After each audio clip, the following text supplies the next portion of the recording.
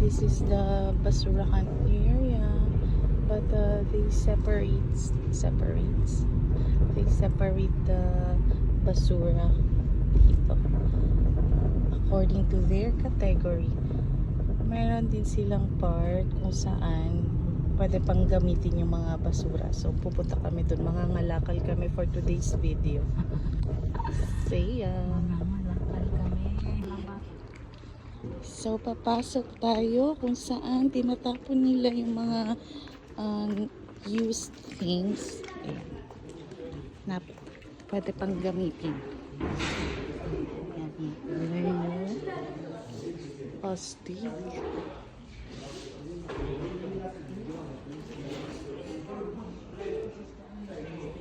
Ayan ang expert.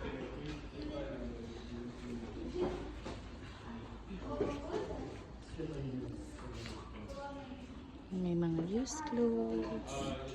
And so, syempre, libre lang kami. So, anyone can come to pick what they want.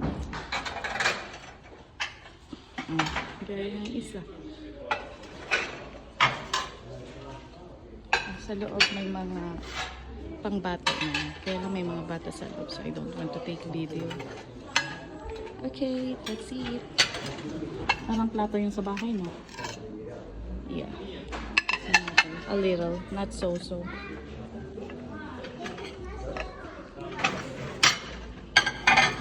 Go, ate.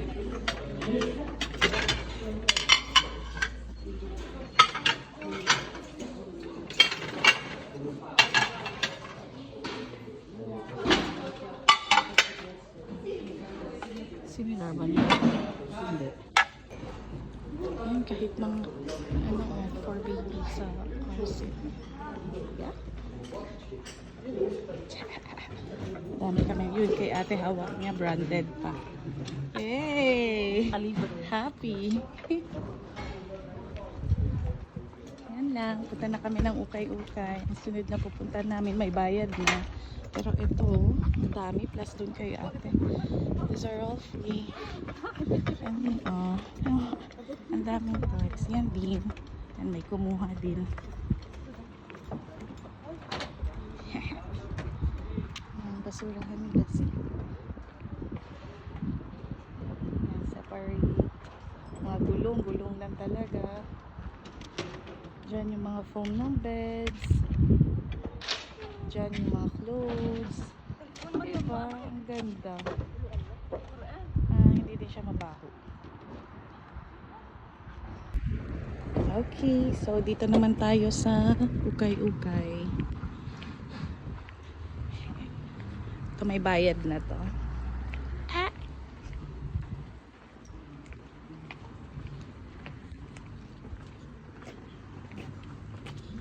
So, may mga ano sila, may mga gamit pang bahay, meron din clothes.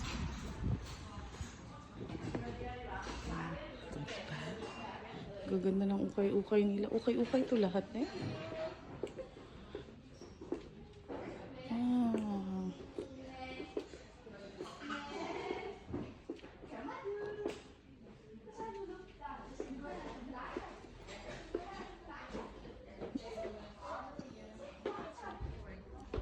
May shoes, may books.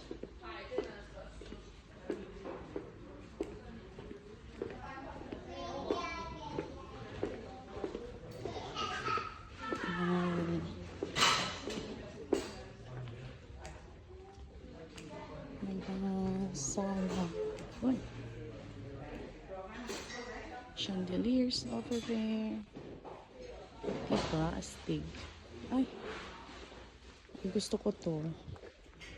Nasa Saudi ka lang.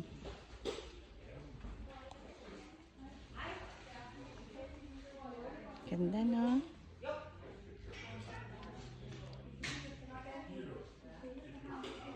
Ito naman mga books. Office supplies. Perfect. Kompleto.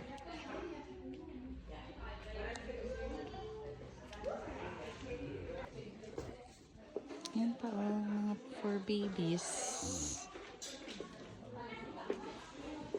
carbs. Pero bawal na tayong mamili kasi excess baggage na tayo. For 2 kilos excess. 3 pala. Kasi ang hand carry ko din excess na. So hanggang tingin na lang.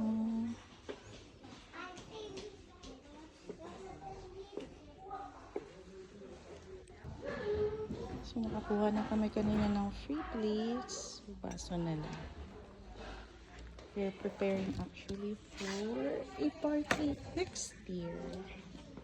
Ganyan ang ate ko. Tagal pa lang. Naka-ready na. Ang cute. May friend ako na mag-enjoy sa mga ganito. Si Barbara. Hi Jen. Shout out.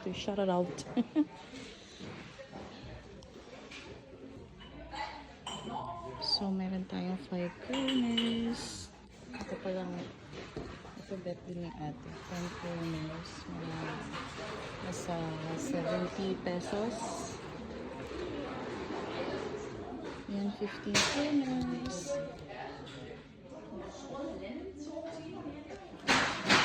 Ito 5 kroners. 5 to 7. 5 multiplied to 7. Yan po yung pesos. Okay na. Okay naman.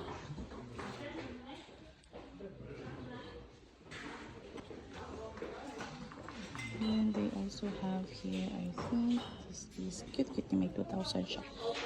Worth, ano na siya, 20 kroners.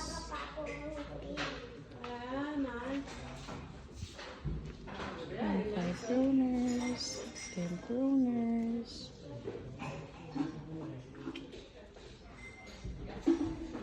Ito, hindi ko siya maintindihan kung 50 kroners na ba lahat or ano. Pero ang bawat isa is 5 kroners, 10 kroners. I think it's worth 8 more na. Tama ba?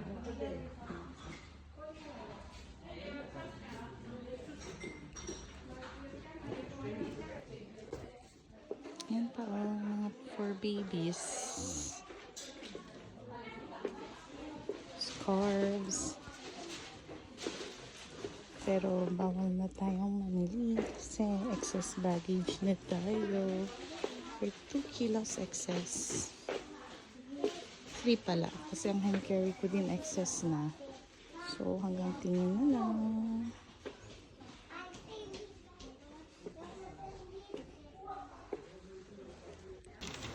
So yan yung nabili ni ate. Around na siguro lahat na yan 1,008 pesos. Okay na magaganda siya. Ay, kasama pa pala ito sa 1.8. Yung pinakita ko kanina plus ito po. So, yan na. Lipat na naman kami ng ibang ukay-ukay.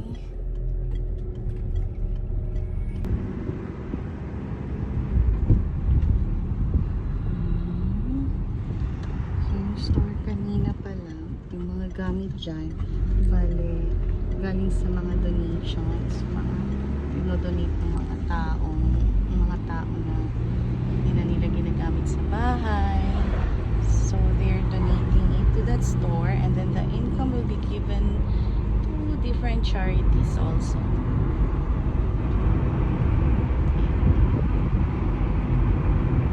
So for today's video, ikot sa ukay-ukay.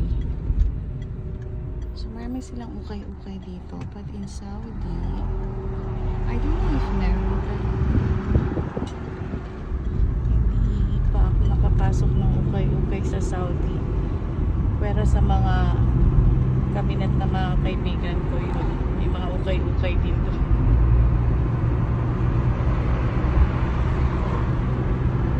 Let's go, join us. So, pagas muna kami. Ang price ng gasoline nila dito per liter is 13.59 and self-service din si ate. So ang 13.59 nasa around 95 pesos. Ganon. So, wala pa rin tatalo sa Saudi. Sa Riyals naman, I think, sa Saudi naman, ang gasoline is mga nasa 30 to 40 pesos per liter. Pero, mas mura yung before, as in. Naabutan ko yun, siguro nasa 10 pesos lang ang per liter. So, ngayon, medyo nagmahal-mahal na rin, nasa 30 to 40. Okay, another ukay-ukay, girls. Dito naman, kung may mga gamit ka na hindi ginagamit, so pwede mo dalhin dito. Ibenta mo. Rent ka lang ng place. Yun po. Oh, sino ka dyan? Adidas. Yan. So, dito naman more on clothes. Yeah.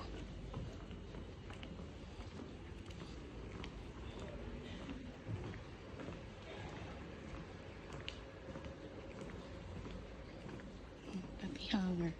Sa Saudi, libre na to.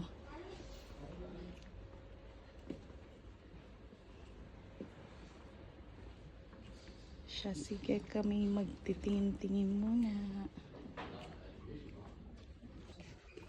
Guys, Fila original. Okay, it's just around 470 pesos na. Buy ko na, pero ate, iwan ko lang. I'm going to take it when I come back. Oh, perfect. 621. Ay, 621 pala. Wrong mistake. Depende sa ano, sa palitan.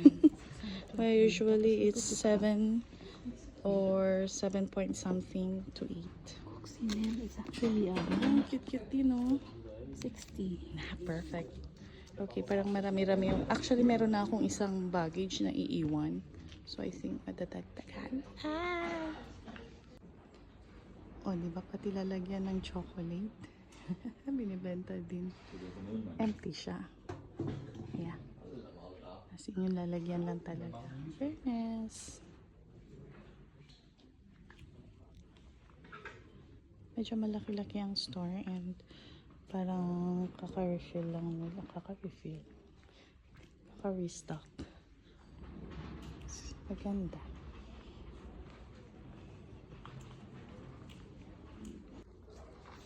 Meron silang mga New Balance na ang worth niya mga 700 pesos. So, okay na. And, still maganda pa din. Hindi siya yung mukhang used na used. Ay, ang cute. Love pink. So, halos naikot ko na. And parang, actually maraming magagandang clothes. Kaya lang, marami na din akong clothes. So, baka hindi din masuot. Ayan na, at sinabi kong hindi ako mag-uukay, but I bought this. And the rest, ate bought it. Ang dami niyang nabili.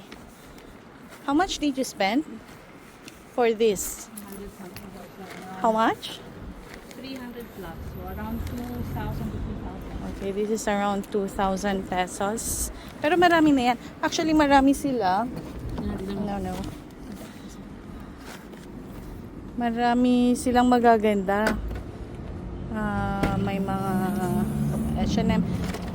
But, wala lang. Baka hindi na din magamit.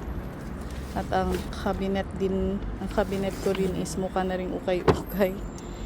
And speaking of, meron pala kaming ukay-ukay sa Saudi. I forgot, ang Haraj. Yeah, and I went there 3 times. Maganda din naman, madami, kaya lang ngayon mahal ng Haraj.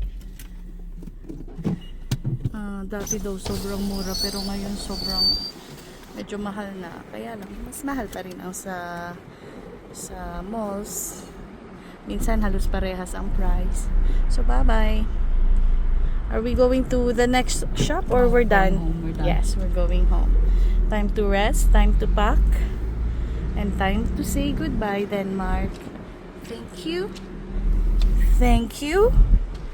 Thank you for this wonderful vacation. See you next secret. See you when I see you. Bye for now.